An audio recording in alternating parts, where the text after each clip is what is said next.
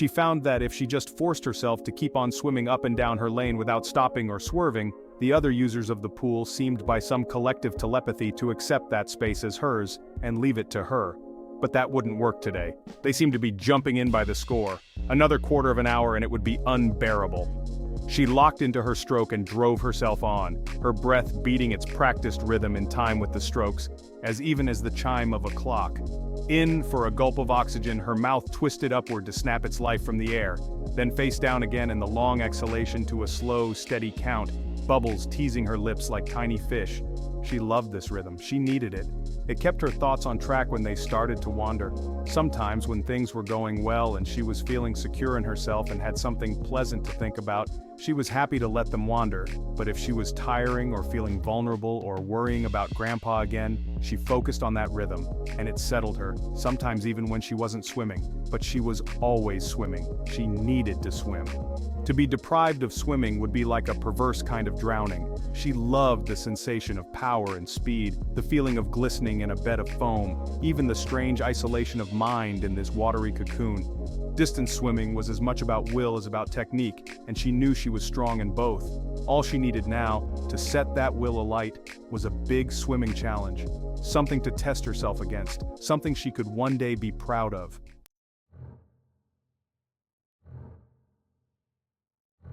She heard Grandpa's voice calling her. "Keep going, Jess." She glanced up at him as she flashed by, and smiled to herself. She knew what keep going meant. Dear old Grandpa. He'd only been here 20 minutes and he was bored already. He ought to know by now that he could never fool her, of all people. His concentration span had always been short except when he was painting, and his temper shorter still. Yet for some reason, he always liked to come and watch her swimming. She reached the far end of the pool, turned and kicked off the wall, and looked for Grandpa again. He'd wandered around to the shallow end and was standing there watching some children. He was ready to go, but maybe she could squeeze in a couple more lengths to finish off. She plunged down toward him, feeling for some reason slightly apprehensive. The children in the shallow end blocked her lane, but they broke apart as she approached, and she slipped in between them, wondering whether she should stop. Grandpa called out again, "Everything's fine, Jess, keep going."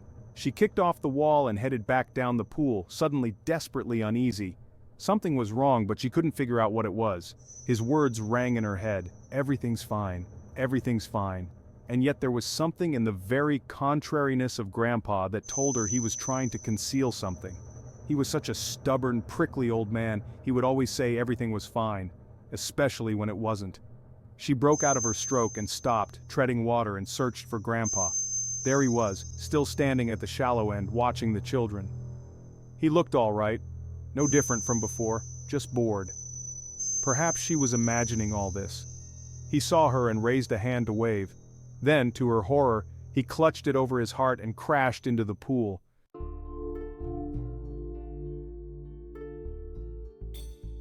The hospital managed to keep him 3 days.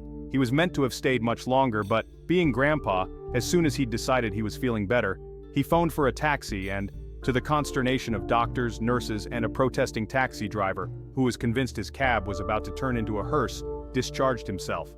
As he informed the exasperated doctor, the family was going on vacation on August 20th, and, as this was the 19th, he needed to get home to pack. So he was home again. She knew it was a mistake. Much as she'd been yearning to see him back, she knew the moment he arrived that this time even his independent spirit had misled him. He'd turned up at the door looking like a skeleton, and they'd put him straight to bed. He seemed barely well enough to move, let alone go on vacation.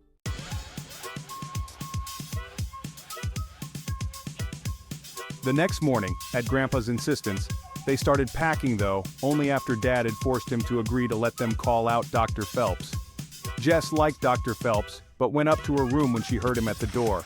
She knew what the outcome would be. Once Grandpa had set his mind on something, that was that. And if he decided he was going on vacation, nothing anyone could say or do would change his plans. So, Dr. Phelps, pleasant man though he was, would get short shrift. She sat down at the desk and stared at the swimming medals on the shelf with her birthday cards propped up among them, the big jokey one from Grandpa most prominent of all. But neither swimming medals or being 15 seemed relevant right now. She frowned and let her gaze wander out of the window into the street, already clogged with cars and buses and taxis struggling toward the city center. The omens for a good vacation seemed remote indeed.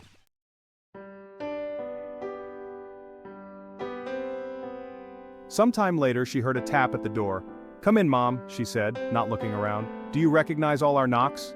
Jess glanced up at her and tried to smile. "Suppose so. Has Dr. Phelps gone?" "Yes." "And was Grandpa horrible to him?" "Not horrible. Just, Grandpa-ish." Mom laughed. "Yes, Grandpa-ish. So we're still going on vacation?" "Yes," Jess sighed. "He shouldn't be home. And we shouldn't be going on vacation. He's not well enough. I know, but let's not think the worst. He's such a stubborn character, he'll probably pull through out of sheer bloody-mindedness just to prove us all wrong." Jess scowled down at the desk. "I still think he should be in the hospital." "Well, you won't change him," said Mom. "You know what he's like. Dad and I aren't happy about it either. If he has another turn where we're going, it might not be easy to get him to a hospital. It's a very isolated place, apparently. But he's set on going, so let's just hope it does him some good. He needs rest. Lots of rest. Try telling him that. Anyway, are you ready?" "Yes." "Good." Mom leaned forward suddenly. "Jess, give your dad plenty of support. I know you will anyway, but remember, if it's hard for you, it's worse for him, okay? See you downstairs." Mom kissed her and left the room, and Jess thought over what she had said. She was right, of course. It must be worse for Dad, as Grandpa's son, and an only son at that, even though the two of them seemed constantly at loggerheads. But that was hardly surprising. They were such different men, one fiercely independent, fiercely driven, the other mild and unambitious.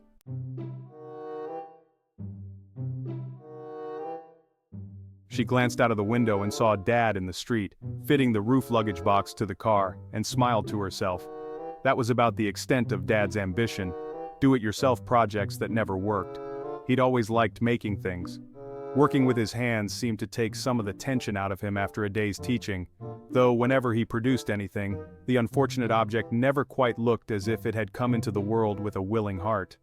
The roof luggage box was no exception, and the fact that everyone in the street now called it the coffin did nothing to make her feel more comfortable. He walked back into the house, and a moment later she heard his voice as he climbed the stairs.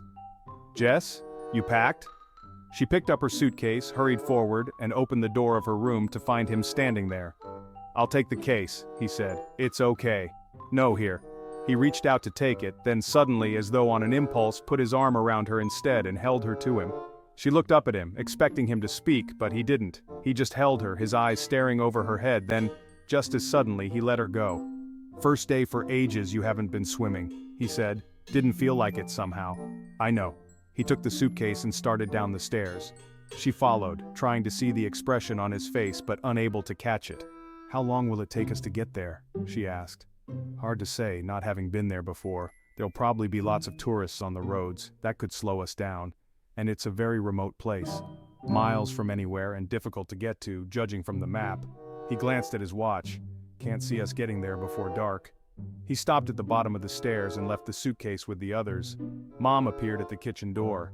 "Is the coffin on the car?" she said. Dad frowned. "Yes, but listen, can we stop calling it that?" "Pop won't mind," she said. "He was the one who called it that in the first place." Dad looked at her. "It wasn't him I was thinking of." Mom's eyes softened at once. "We'll call it the roof luggage box," she said quietly. "Jess, can you go and see if Pop's all right?"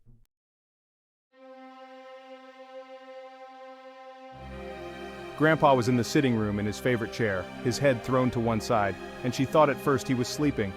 Then she caught a sparkle in the eyes.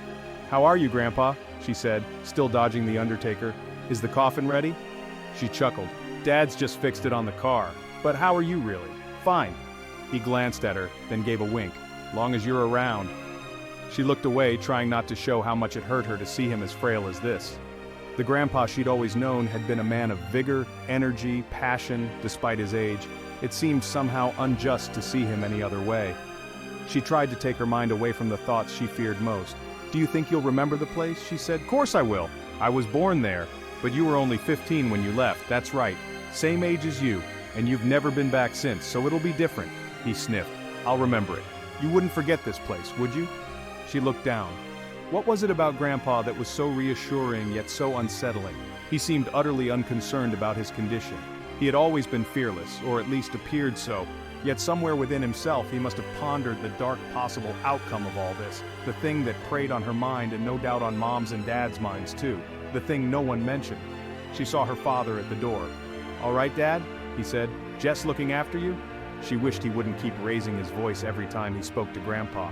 He'd only started doing it since yesterday, and it made it seem as though the heart attack had not only weakened Grandpa but rendered him deaf as well.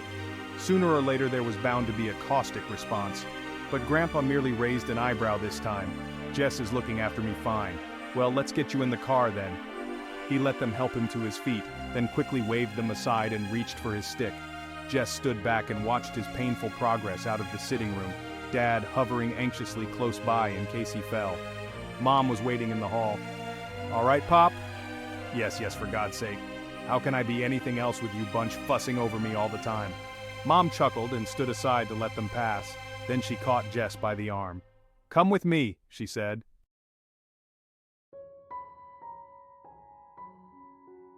Jess followed her through to the study, and there on the table, propped against the wall, was an unframed painting, unmistakably one of Grandpa's yet unlike anything he had done before, and clearly nowhere near finished. "Do you know anything about this?" said Mom. Jess shook her head. "I've never seen it before. I didn't know he was working on anything." Mom looked hard at her. "He did this last night. You mean, when he got back from the hospital? We put him to bed, remember? And he must have waited till we'd all turned in, then got out again and come downstairs and fetched his brushes and what have you, and worked through the night. And now he tells me he wants to take the thing on location to finish it. I don't know what drives that man. I really don't." Jess stared at the picture. It was so different from his usual work. There was a river, which dominated the scene, not a river she recognized, and perhaps not even a real one at all, just a fantasy river. The picture was strange and amorphous, so different from his other paintings, yet it was eerily beautiful. The banks were a subtle hint of green that the eye barely took in, being somehow drawn into the pale waters and away toward a hidden sea. There were no animals, no birds, no people, and it felt right that way. There seemed no place for living things in this remote vision. Yet for some reason she found herself thinking of the coming of autumn after a long, rich summer. Mom spoke again. "It's got a name." There was something in her voice, something too casual, too detached, that betrayed her excitement, and Jess knew why. Grandpa never gave his pictures names. He just painted them and left others to make sense of them, if they could. Mom turned the picture over and pointed to the words Grandpa had scrawled there. Jess read them aloud. "River Boy." The words seemed to carry a strange resonance, as though they were somehow important to her, yet why that should be so she could not tell, and there was a further mystery. She looked around at Mom. "There's no boy." "Exactly. Strange, isn't it? I mean, for him to be so specific. Still, he hasn't finished it yet, so maybe he's going to put the boy in later. I made the mistake of asking him about it." "Mom, you should have known better." "I know, but I couldn't resist it. It's such an unusual picture, especially having a name. I suppose you can guess the response." Jess didn't need to guess. She knew what Grandpa's response would have been. "He told you it's not up to the artist to explain a painting because each picture has its own life and its own language, just like a poem, and we either understand it or we don't. And he said painting's hard enough work as it is without having to waste time telling every idiot, ignoramus, he said, every ignoramus what the thing means. And if artists had to explain their pictures to every Tom, Dick, and Harry who came along, they'd never get any work done, and he said—" Mom interrupted her, laughing. "Something like that. Anyway, I was hoping you might know something about this painting, seeing as you seem to be a sort of muse for him." Muse? Someone who inspires an artist. She knew what the word meant. Grandpa had often used it when she went to watch him paint, but generally it was just to say that the muse wasn't being kind to him today, or that he'd have to be nice to the muse today as he had a difficult bit to work on or something like that. He'd never suggested the muse had anything to do with her. Indeed, she'd always thought he meant some kind of goddess, not a human being at all. And it was hard to imagine anyone, even a goddess, having any influence over someone as willful as Grandpa. "He doesn't need me to inspire him," she said. "He's been painting all his life." Mom ran her finger around the edge of the painting as though debating whether to answer. Then she spoke, in a quiet, thoughtful voice. "But he's only really found himself in his paintings since you were born. His earlier pictures all lacked something. They had plenty of technical skill, but the magic wasn't there." She paused. "But after you were born, it's like something started to motivate him, and it's gone on motivating him ever since." but he's never called me a muse or anything like that. He wouldn't. And he's never said anything to Dad or me either. He probably doesn't even see it that way himself, and if anyone asked him about it, he'd say they're talking garbage. But there's something, I don't know what it is, but something he gets from you, something really important to him. Dad and I both feel it. She stroked Jess on the cheek. I don't know why I'm telling you this, but keep it to yourself, and don't let it make you vain. Not that you would, just treat it as a sign of his love. Jess looked back at the painting and said nothing. So you don't know anything about the river boy? Said Mom. Sorry, not to worry. Well, let's get going. Bring the picture out to the car, can you? Not that I can see him having the energy to finish it on vacation, whatever he thinks. You know how worked up he gets when he's painting. Jess picked it up. I'll be along in a moment. Well, don't hang around. We've got a hell of a journey in front of us. Okay.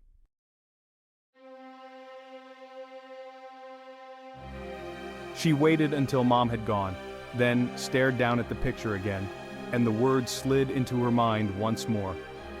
River boy. It was strange, but no doubt, as Mom said, Grandpa would put the boy in later, if he was strong enough to paint. That was the big worry. He might never lift a brush again, though she doubted that. He was so obsessive about a painting once he had started it, and this one she sensed was important to him, and for some reason, also to her. She didn't know why. She only knew that the more she looked at it, the more the presence of the absent boy seemed to grow, until finally it overwhelmed everything, the banks and the sky and even the river itself, pulling her into the picture and onward irresistibly toward the sea.